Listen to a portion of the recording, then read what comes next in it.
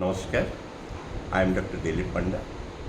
After witnessing the first session of the 18th Lok Sabha, where the deliberation on the motion of thanks of the President has undertaken, every thinking individual and the conscious citizen of the country must have felt very hot and must be feeling the sense of disquiet and desperate by looking at the confrontation attitude of both the sides. This speaks a lot about the future of democratic functioning within the parliament and outside the parliament too. It is expected from the elected representatives of both the sides, ruling as well as the opposition, that without being aggressive, abusive and retributive towards the other side, they should focus on debate, discussion on the vital issues of the people and of the country. But what we saw in the parliament on both the sides reflects just the opposite. We saw a confrontational attitude between both the Prime Minister and the leader of the opposition, Rahul Gandhi.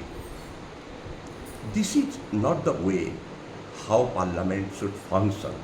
This is not the way that the conscious citizens of the country in particular and the people in general who have voted them and sent them to the sacred house of parliament should function. There must be decency, there must be courtesy, there must be values when debates and discussions take place within that sacred house of parliament.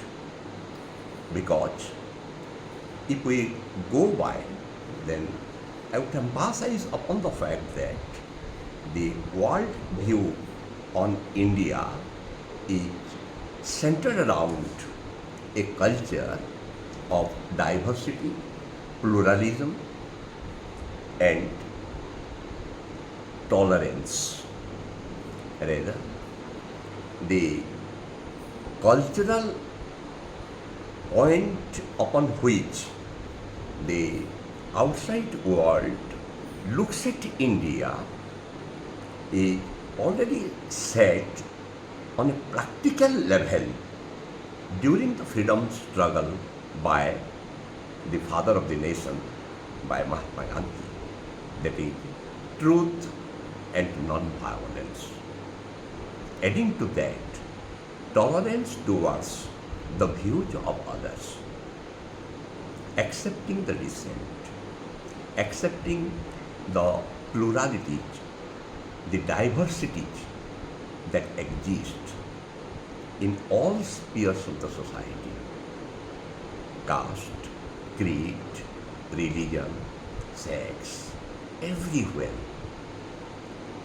But what we witnessed in the initial phase of this 18th Lok Sabha do not stand to all these values, which make a conscious citizen like me really desperate regarding the future of the democratic functioning of this country within the parliament as well as outside the parliament. That is, if we looked back, then Mohan Bhagwat, the Satsang Chalak of Sangh Parivar RSS, had given a speech after the election where he had emphasized upon the fact that there are two sides. One is the ruling side and the other in which war, not Vipak, rather Pratipak. They are not rivals. Both the groups represent the people, and people have sent both the groups, both the ruling as well as the opposition, to the House to discuss the issues and problems related to the people of the country. When Prime Minister tells Rahul Gandhi that people have decided that you cannot and you have to sit there, he is admitting implicitly that the opposition also represents people. A larger section of the people have also voted for them. That's fine that they have voted for them to sit on the other side. But that doesn't mean that they would be excluded from the sphere of governance decisions. No, there must be mutual respect for each other. There must be mutual discussion on different issues. And again, Mohan Bhagwat had emphasized that a true sevak doesn't have arrogance, since in a democracy, the representatives of the people are the servers of the people, not the rulers.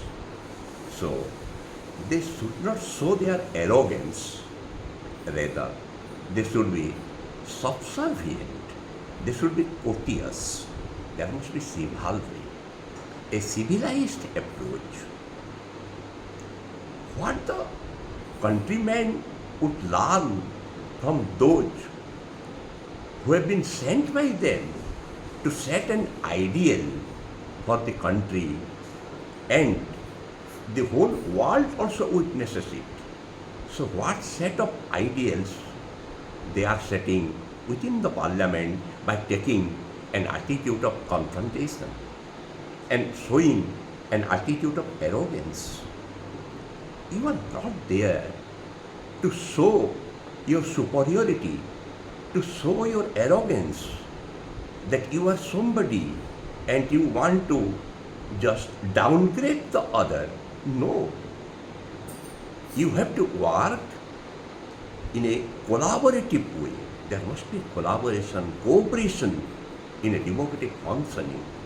Perhaps our Honorable Prime Minister, Mr. Narendra Modi, after having a parliament for a decade without any opposition, had taken it for granted that it would continue forever.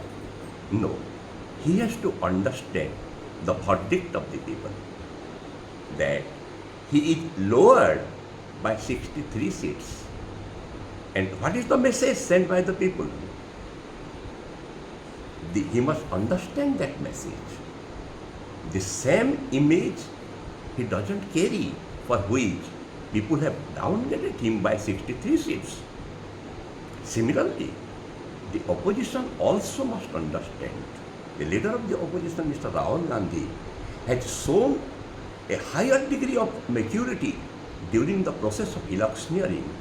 But once you enter into parliament, you leave the field of electioneering. Now within the parliament, you have to act as a responsible leader of the opposition. It is not a battlefield anymore. During the time of electioneering, you were fighting each other because there was the battle of election.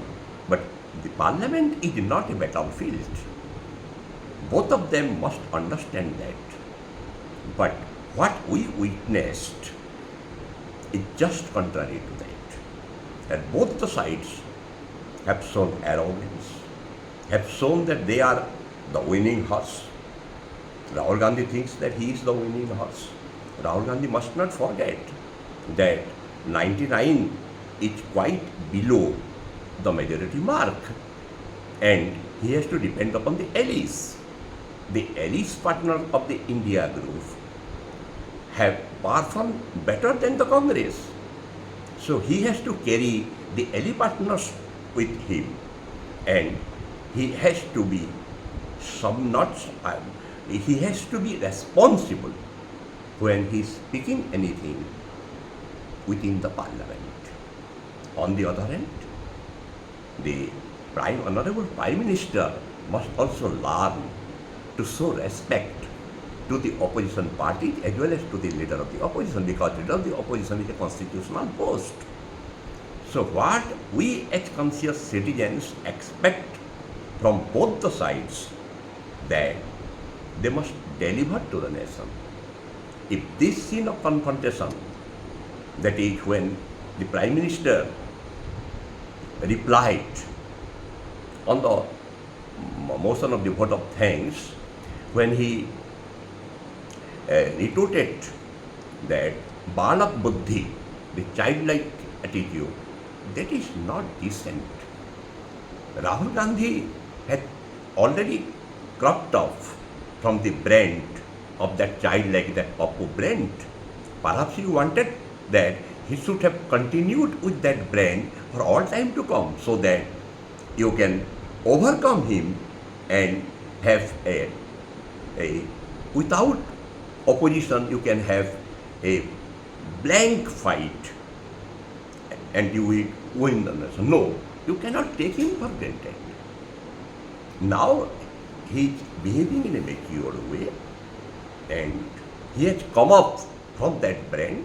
Perhaps that has annoyed the Prime Minister, and that has disturbed the mental state of the Prime Minister, that now he has to confront a leader of the opposition who has already achieved the degree of maturity, because Rahul Gandhi started attacking the BJP, the ruling party, on their own instrument of Hindutva. Not only during the time of election, through the constitutional debate, but also within the parliament, Rahul Gandhi started, initiated and proceeded to attack the ruling party with their own instrument of Hindutva by building up a productive and attractive and catchy counter narrative to the BJP. This was absent earlier. The opposition was not able to build up a counter narrative. Now Rahul Gandhi had built up a counter narrative not only of their own, but also it takes the Hindutva, the greatest instrument of BJP, and through through that weapon, he tries to attack the BJP by making a distinction between the Hindutva as a political ideology adopted by the BJP and Sangh Parivar, whose basis is violence, untruth and hatred, dividing the society. He builds up a counter narrative and points out that they are also Hindus, but they believe in the dictum of all the religions, Sikh, Christianity, Islam, Buddhism, Jainism, that all religions, how they focus on truth, non-violence and love for each other. That counter narrative has affected perhaps the right pulse, the right point of the Prime Minister, for which he became disturbed and depressed.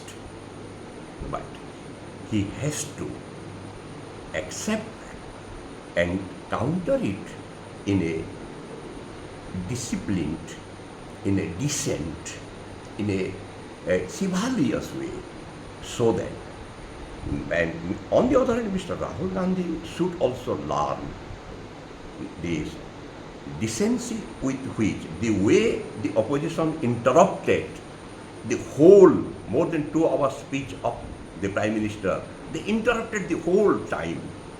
That is not decent. That is not acceptable in the parliamentary decency norm. It's not acceptable. So both the parties must reconcile to the fact that they've been elected by the people to serve the people and to serve the country. Namaskar.